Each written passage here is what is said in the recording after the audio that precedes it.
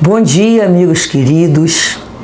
Desejo a todos, do fundo do coração, um dia de muita paz, de muito recolhimento interior, para que possamos, nesse momento, louvar a Deus, agradecer esse Pai de amor e misericórdia pela oportunidade desta reencarnação, de estarmos juntos e juntos agradecermos ao nosso Mestre Jesus, que veio à Terra exemplificar como devemos agir em todos os aspectos da vida, nos deixando lições inesquecíveis para espíritos aprendizes como o nosso em seu Evangelho de luz. Agradecemos aos guias, aos mentores espirituais, fiadores dessa nossa reencarnação, aqueles que trabalham mais próximos de cada um de nós através das intuições, dos alertas, aqueles que nos ajudam a perceber aquilo que está na nossa frente e muitas vezes não vemos.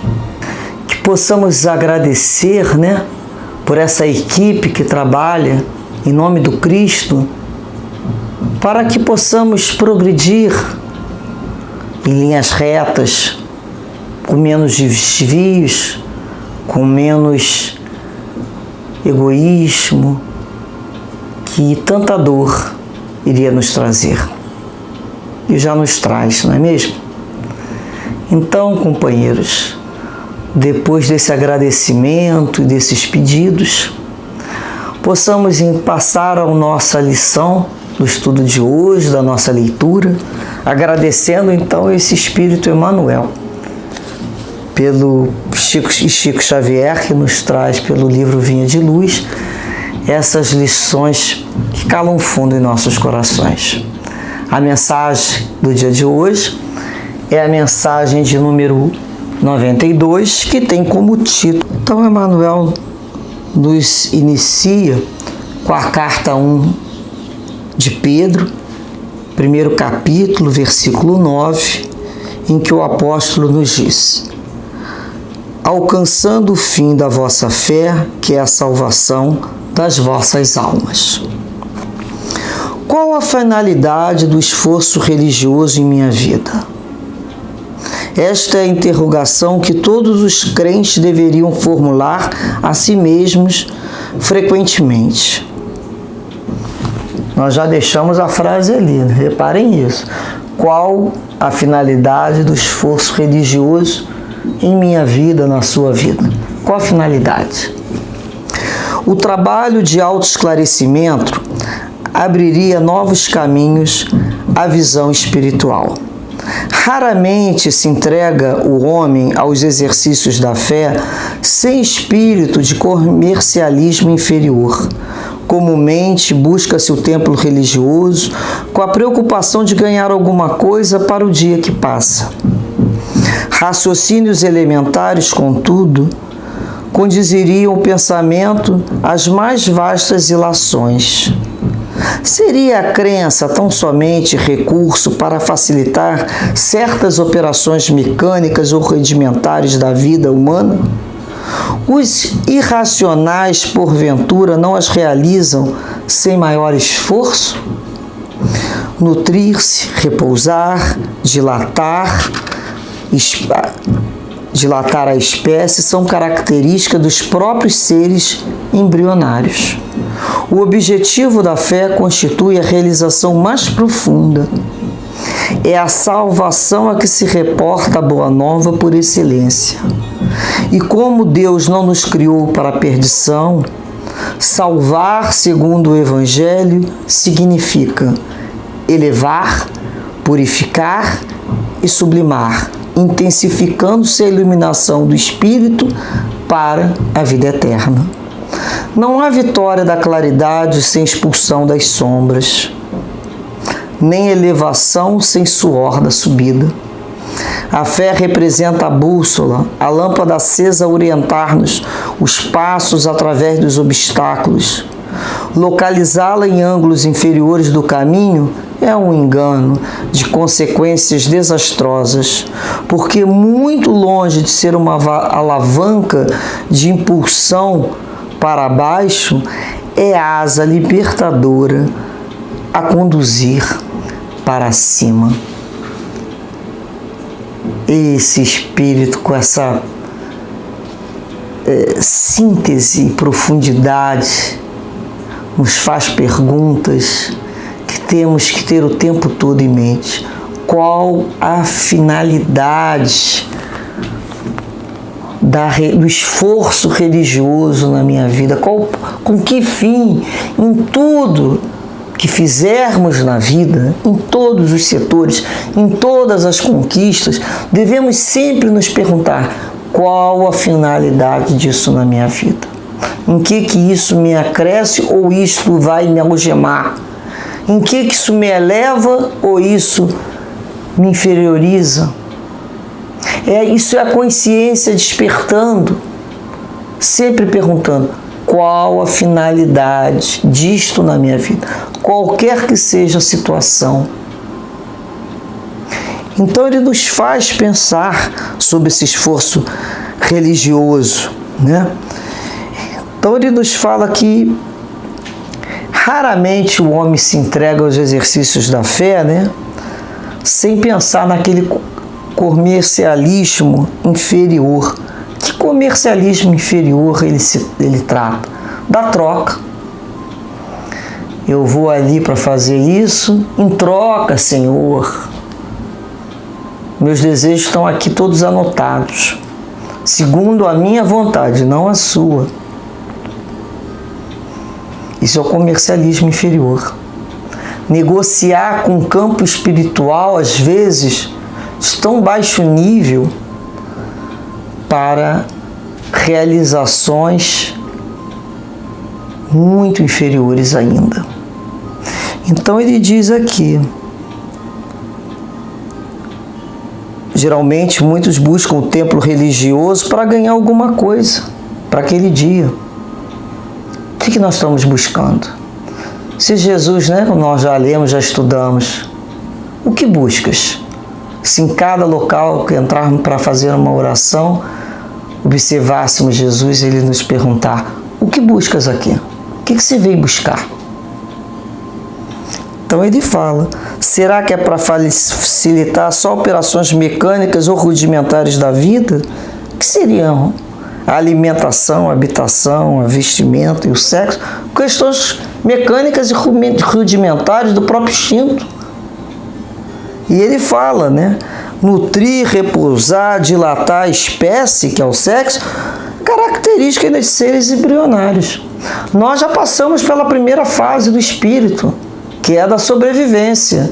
Necessidades exclusivamente materiais, onde a nossa vida precisávamos sobreviver a qualquer custo. Então era aquele pensamento de só para nós, para minha alimentação, para minha casa, para minha vestimenta, e depois nós vamos sair dessa casa do ego, e vamos começar a olhar, né, a nossa família. Já começa nós para os nossos filhos, nós para o nosso primo, nós para os nossos irmãos, a gente já começa a aumentar.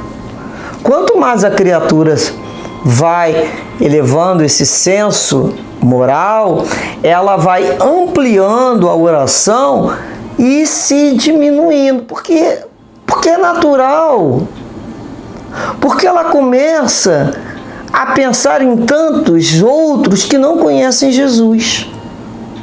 Deus conhece as nossas necessidades. Lembram daquele salmo? O Senhor é meu pastor e nada me faltará. Não adianta eu me colocar em inquietação, não. Jesus não nos falou, né, que a flor, né, ele fala do lírio do campo. Nem Salomão se vestiu como aquela erva simples. Pela textura daquela planta, é tão fina, e ela vive no charco muitas vezes. Os passarinhos, ele nos fala das aves, não conseguem a sua alimentação, porventura nós seríamos menores seres da criação? Não, de maneira nenhuma. Nós possuímos a inteligência, possuímos o livre-arbítrio, que é escolher o que vamos fazer com a nossa inteligência, o que vamos decidir. Então nós saímos desse nível de catar a religião para essa troca imediata dessas necessidades materiais, passamos já para um outro ciclo espiritual, onde temos necessidades materiais, temos. Todos nós estamos aqui na Terra, precisamos comer, dormir, se vestir, ter onde abrigar, são necessidades rudimentares ainda. Mas já temos necessidades morais que antes não tínhamos. Nós já pensamos no outro. Nós, quando nos unimos aqui, eu sempre falo, no finalzinho que nós agradecemos pelo dia, por esse momento, pensemos naqueles outros corações que nos são queridos e aqueles outros que temos dificuldades, para que eles recebam essa luz de amor, dessas vibrações, e aqueles outros que ainda não conhecem Jesus. Então, nós já estamos com necessidades morais. Esse alimento espiritual que estamos aqui buscando não é somente para a gente. É quando nós já temos o desejo de dividir e percebemos que assim o nosso coração se dilata extremamente. E interessante que ele fala aqui, o objetivo da fé é a realização mais profunda. Ele fala, é a salvação. Reparem que essa salvação, que se reporta o Evangelho, porque Deus não nos criou para a perdição, né? Como Emmanuel nos fala, nos criou para nos salvar. Mas quem vem nos salvar? Será que nós estamos aqui fazendo um montão de bobagem esperando que alguém venha aqui nos salvar? Não. A salvação significa elevar, purificar e sublimar. Nós elevamos o nosso pensamento. Quando nós estamos aqui estudando, às vezes antes de uma prece, nós buscamos elevar o nosso pensamento com um conteúdo que pertence a outras faixas de vibração. É aquele momento que nós saímos da faixa do dia a dia, das necessidades materiais corriqueiras, nos sintonizamos através daqui do estudo. Reparem que a gente vai começando a pensar sobre isso, nós vamos saindo daquela faixa e vamos elevando. E esse elevar de pensamento, nós nos reparamos e começamos a nos purificar. Purificar porque são pensamentos mais nobres, passamos a ter objetivos mais nobres, purificar a nosso coração porque desejamos o bem. Então elevamos e começamos a nos purificar. Retirar de nós elementos outrora já acostumados, mas que nos pesavam a essa elevação. E aos poucos, não é de uma hora para outra, vamos nos purificando, vamos nos limpando, vamos nos lavando aqui com o Evangelho. E depois que nós purificamos, vamos sublimar. O que é sublimar? Vamos fazer as trocas. A gente fala, lembra muito da criança, né? A criança, ela sublima lá a mama, o seio materno, muitos passam para a chupeta, depois um pega o dedinho, depois ela pega um paninho, depois ela segura até que ela não precisa mais nada daquele processo ali de sucção. Ela foi sublimando. Nós vamos sublimando da mesma maneira. Todos esses processos, reparem que é um processo por passos. Vamos fazendo trocas cada vez mais elevadas, até sublimarmos essas necessidades materiais e viveremos um dia com necessidades exclusivamente morais. É para isso que nós estamos caminhando. Não é aquela pergunta: vivemos para comer ou comemos para viver? Dormimos para viver melhor ou vivemos para dormir? Então são aquelas perguntas. Antes, nós vivíamos para comer, dormir, papapá, papapá. Hoje não. Não vivemos mais para isso. Nossa vida já tem uma outra significação. Precisamos desses elementos materiais, mas sabemos a localização muito bem deles. E o que não está mais nos faltando? O alimento interior. É o pensamento mais elevado. E é isso que nós estamos buscando aqui aprender. Então ele fala que não tem como você ter vitória dessa claridade sem você expulsar as sombras. Como é que a gente vai querer estar com a claridade, com a luz do Cristo, ao mesmo tempo que dentro da gente está cheio de pensamentos sombrios? Nós vamos ter que expulsar essas sombras. Quem vai expulsar? Nós mesmos. Não tem ninguém não. Nossos guias e mentores vão nos fortalecer, vão nos dar ideia, vão nos trazer livros, pensamentos, vão nos intensificar a nossa resistência. Mas você vai encontrar pedra no teu caminho, tu mesmo vai ter que tirar aquela pedra. Então a gente vai vencendo aquela ideia da babá, né? Do anjo da guarda babá. Mas se não quiser fazer, mas não faz. Ele vai esperar, ele com essa lei de progresso. Ninguém nos violenta. Então nós é que precisamos, sabe? A consciência que não tem salvação na lei do menor esforço. Não adianta eu ir para lugar nenhum, me confessar meus erros. Ah, você está salvo. Como eu estou salvo? Vocês já viram alguém subir uma montanha sem suor, sem se esforçar? Só eu nunca vi. Tudo na vida para ser conquistado. Tem o primeiro passo, o segundo, depois vai ficando mais fácil. Mas os primeiros passos são mais difíceis, sem dúvida nenhuma. Mas depois não. Então, nós vamos, perceber essa relação com as nossas escolhas religiosas, não com uma alavanca de impulsão para baixo, mas é uma asa libertadora que nos conduz para cima. Jesus nos trouxe a libertação, porque o que existia antes era uma lei que prometia uma série de coisas no cumprimento de todos os preceitos ou de determinado número de palavras, ou seja, a criatura quer ser salva até comprando, que foi como foi vendido na Idade Média, as indulgências e um lugar sagrado no céu. Tem gente que não acredita que vai comprar um lugar sagrado no céu. Elas querem acreditar, porque o bom senso diz que isso não existe. Então quem que vem nos salvar? Nós mesmos. Nós vamos nos salvar quando decidimos caminhar, espantar de dentro de nós tudo isso que é escuro, através da luz que vai chegando, a escuridão vai se desfazendo. Eu não posso pegar a sombra, juntar na mão e jogar para fora da minha janela. Se o lugar está escuro, eu abro a minha janela, acendo a minha luz, começo a limpar a minha casa, a claridade vai chegando. Vocês repararam? Que não tem como ouvir alguém expulsar a sombra de mim? Eu é que tenho que abrir essas janelas. Eu é que tenho que receber esse novo ar, esse novo alento e querer. Precisa eu. Por isso que somos espíritos individualizados, criaturas individualizadas, herdeiras de si mesmo, do nosso próprio esforço. Então é essa fé que vai nos impulsionar à transformação necessária, à felicidade.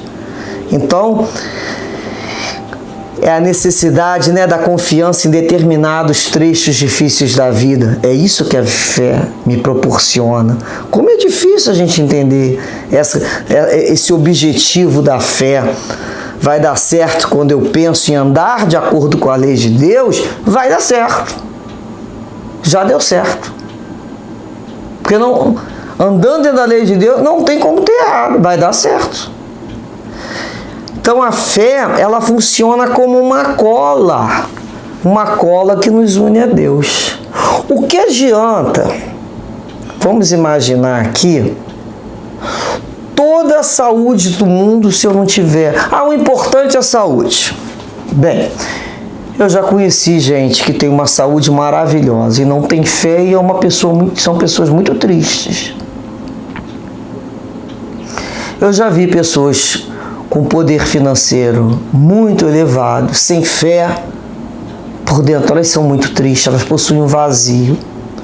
Jovens, independente da idade ou velhos, sem fé, é muito triste. Pessoas que brincam, que riem muito, sem fé, aquilo tudo é vazio. Mas vocês já repararam por que a importância dessa conquista, entender essa finalidade da fé na nossa vida? Não é a fé ritualística, nada disso.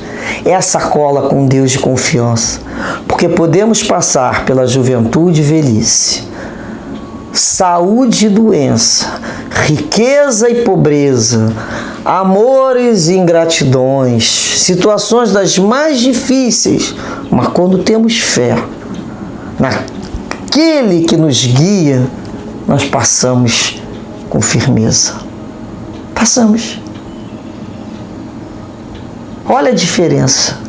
Então a fé é o elemento, que vai nos libertar de antigas superstições. E para nós encerrarmos,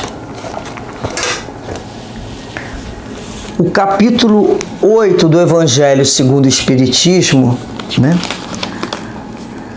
quando Kardec nos coloca aqui a passagem que tem como título Verdadeira Pureza, Mãos Não Lavadas, que foi trazido por Lucas no capítulo 11, ele vem explicando, e eu acho importante vocês repararem como é que o raciocínio de Kardec, como é que ele raciocinava.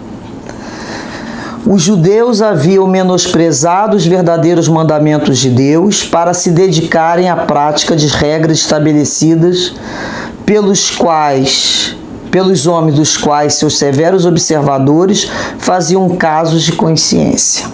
A essência, muito mais simples, acabara desaparecendo sob a complicação da forma, ritualismo, Como fosse mais fácil praticar atos exteriores do que se reformarem moralmente, lavar as mãos do que limpar o coração. Os homens iludiam a si mesmos e se acreditavam quites para com Deus porque se habituavam a essas práticas, mas continuavam como era, pois lhes ensinavam que Deus não exigia mais nada. Eis porque o profeta disse: é em vão que este povo me honra com os lábios, ensinando máximas e leis humanas. Assim também aconteceu com a doutrina moral do Cristo, que acabou sendo colocada em segundo lugar, o que faz com que muitos cristãos, da mesma forma que os antigos judeus, acreditem ter a salvação mais assegurada pelas práticas exteriores que pelas práticas da moral. É esses acréscimos feitos pelos homens à lei de Deus que Jesus se refere ao dizer: toda planta que meu Pai Celestial não plantou será arrancada.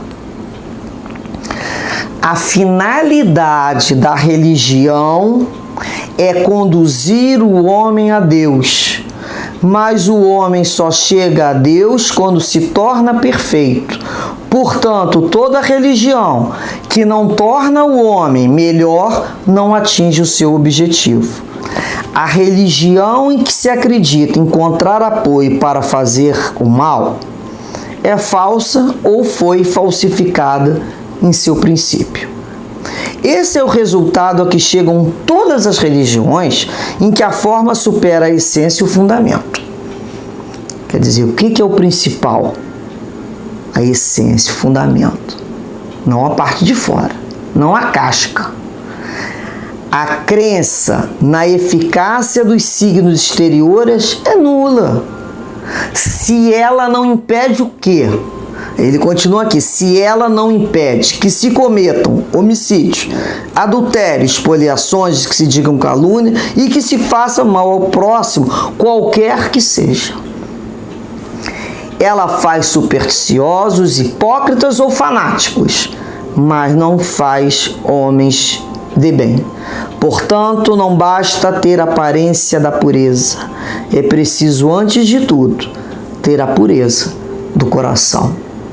Portanto, nós já sabemos qual a finalidade desse processo de busca da religião é conduzir o homem a Deus. Quando nos modificamos até a perfeição possível. Enquanto isso, ainda não atingimos o objetivo. Que dessa maneira, então, agradecemos a todos esses espíritos que nos conduziram como espíritos imortais ao progresso da ideia religiosa, de antigos adoradores de sol e lua, para hoje compreendermos um Deus Pai misericordioso, o amor de Jesus como mestre médico das nossas almas. E saudamos Kardec pelo trabalho intenso e maravilhoso que nos proporcionou com a doutrina espírita, nos libertando e nos ensinando cada vez mais a nos salvar. Muita paz a todos, muita paz àqueles corações tão queridos, muita paz àqueles corações que ainda possuímos dificuldade, e muita paz e amor a tantas criaturas que ainda não conhecem Jesus. Muita paz, graças a Deus.